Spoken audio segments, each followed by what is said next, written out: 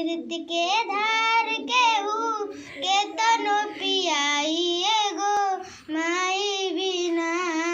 अमृत के धार केहू के तनो पियाई एगो माई बिना।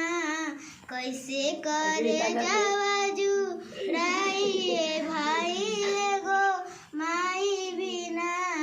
कैसे करे जावाजू राई भाई एगो माई बिना। रहे सास माई दुनिया देखवनी, बोले बतियावे और चले सिखवनी।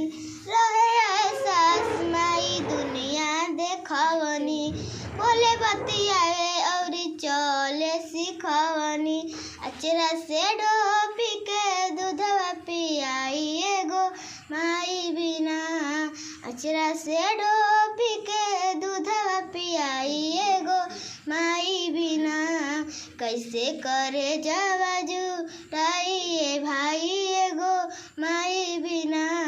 कैसे करे जावाजू राई भाई